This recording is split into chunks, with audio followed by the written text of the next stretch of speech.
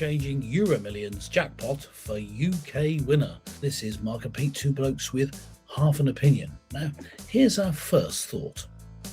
In it to win it, or simply bin it. With lucky numbers that help you win, your chin will grin and head could spin, unless you commit the mortal sin and forget to put your entry in. Yes, did you actually win the Euromillions, old Mr. Pete? Did you even put in a ticket? Well, a ticket holder has won a staggering £180 million Euro jackpot. It's one of the largest that has ever been seen in this country. In fact, throughout Europe. Now, Mr. Pete, I would say that this is an astronomical amount of money for one individual or even consortium.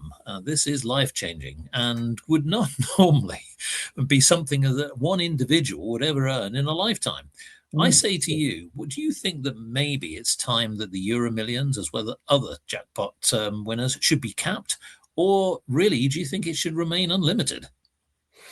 Well, I have a slightly different view, a different take on these particular types of competitions. I don't think they should have them at all. I think well, there you go. Because of the odds that you have on winning, and the vast attraction of the large amounts like this.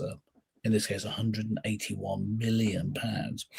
People will end up spending money that they don't have because of the lure of the big win, even though they're very, very unlikely to win it. They're more likely, to get struck by lightning 5 times on the way to collect the ticket.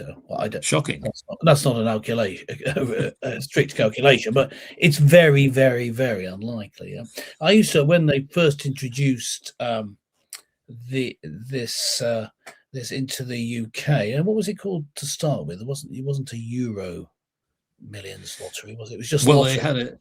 Yes, the UK lottery, which is the original UK lottery. When that was introduced, and I saw people buying it, I always thought, well, you should just have put above it, taxation for being stupid or something like that, because I know there's some sort of entertainment element to it, and if you can spare the money, fine. But in all lotteries where there have been such statistics, I challenge people to find one when this is not the case. It skews such that the people who can least afford it are the ones who spend the most on it. Generally speaking, of course, there are some syndicates which try and cleverly go for the win, but generally that's true. So I would say, one person is £181 million richer, and lots of people who took part are that little bit poorer. Well, indeed, and that's a good point, because as we all know, it's not just in the United Kingdom, but throughout Europe, and in fact, the world, many people are suffering, costs are rising. People's, dollar, pound, euro in their pocket is diminishing. And that is a concern. So for one individual to get such an astronomical amount of money, I mean, pretty much they could buy almost anything that they want, from grand mansions, land, cars, many, many other different things. The riches are almost limitless. But here's the other thing that, as you say, I think many people like that allure of the dream of winning it. Because let's be honest, even though that obviously the odds of you individually winning it are very limited, the fact is that somebody does win it, and it's extraordinary. So one thing to note here, because I know that you'll be sort of delving into the back of the couch and anywhere else, the numbers are all really rather crucial, which is 12, 14, 27, 44 and 50, plus, of course, the 2 lucky stars, 4 and 12. Numbers mean a lot, don't they, Mr. Pete? And I guess that if you were to meet such a person who wins that kind of sort of money, what would your guidance be to them?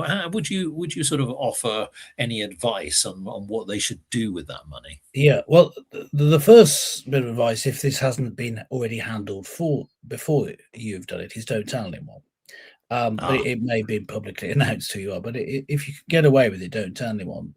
Yes, because they have the right to anonymity, but it's not always easy. Yeah, until you've decided what to do with it, and then you can have a proper plan. Obviously, you can have some. I'm just going to buy a few items that I've always needed or always wanted, but then have a proper plan for investment, including charitable causes and as well, and people you may want to give money to. But just keep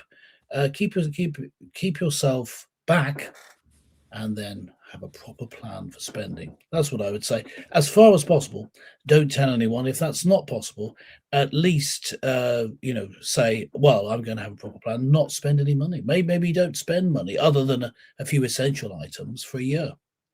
Well, I agree with the charity option, and I'm almost certain that somebody would do that. But I'm going to sort of play a little bit of a devil's advocate here. If you were to have won such an amount of money, what kind of luxury, what single luxury item would you spend money on? So that you've No, got it now in your pocket, there it I is. have. What would you Yes, do? yes, I wanted. Oh no, it wasn't me. As I said, I'm not telling. But I'm not telling one. Wouldn't tell anyone, even if it was me. Ah, Yeah, not yeah. even us. I Not would even buy. our listeners. Not our three listeners. I would obviously rekit out the Mark and Pete studio, just get some. There you go.